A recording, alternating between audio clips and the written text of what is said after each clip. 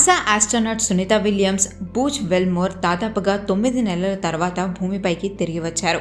వారికి Johnson space సెంటర్లో medical checkups, health టెస్ట్లను కూడా నిర్వహించారు. వీటితో పాటు ఆపరేషనల్ ఎక్స్పీరియన్స్, వారు చేసిన రీసెర్చ్లపై కూడా చర్చలు జరుగుతున్నాయి. ఇన్నాళ్ళు అంతర్జాతీయ అంతరిక్ష కేంద్రంలో జీరో గ్రావిటీలో ఉండడం వల్ల ఆస్ట్రోనాట్స్ కొన్ని ఆరోగ్య సమస్యలను ఎదుర్కొంటారు. ఫ్లోరిడా తీరంలో స్పేస్ ఎక్స్ క్రూ డ్రాగన్ దిగిన తర్వాత సునీత వెల్మోర్ను స్ట్రెచర్లపై తీసుకెళ్లారు. కండరాలు బలహీనంగా ఉండడం వల్ల వాళ్ళు నడవలేకపోతారు.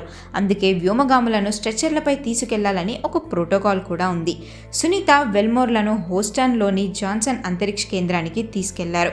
మొత్తం 45 రోజుల పాటు రీహాబిలేషన్ ప్రాసెస్ కొనసాగనుంది. అన్ని రోజుల పాటు వాళ్ళు అక్కడే ఉండనున్నారు. ఈ ప్రాసెస్ అంతా 3 ఫేజెస్లో జరుగుతుంది. ఇది బేసిక్ ప్రోటోకాల్.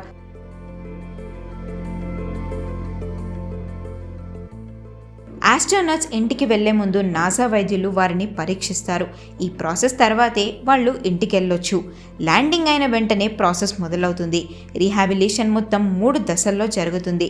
మొదటి దశ ల్యాండింగ్ రోజునే ప్రారంభమవుతుంది. ఫ్లెక్సిబిలిటీ, మజిల్ స్ట్రెంథెనింగ్, మొబిలిటీపై దృష్టి పెడతారు. రెండవ దశలో ప్రోప్రియోసెస్టివ్ వ్యాయామాలు, కార్డియోవాస్కులర్ ట్రైనింగ్ కూడా జరుగుతుంది. మూడవ దశ చాలా కీలకం. ఈ దశ చాలా రోజుల పాటు కొనసాగుతుంది కూడా. ఈ దశలో functional development, full body strengthening జరుగుతుంది. ఈ 3 దశలు ముగిసిన తర్వాతే మరోసారి ఆరోగ్య పరీక్షల తర్వాత వ్యోమగాములో ఇంటికి వెళ్ళొచ్చు.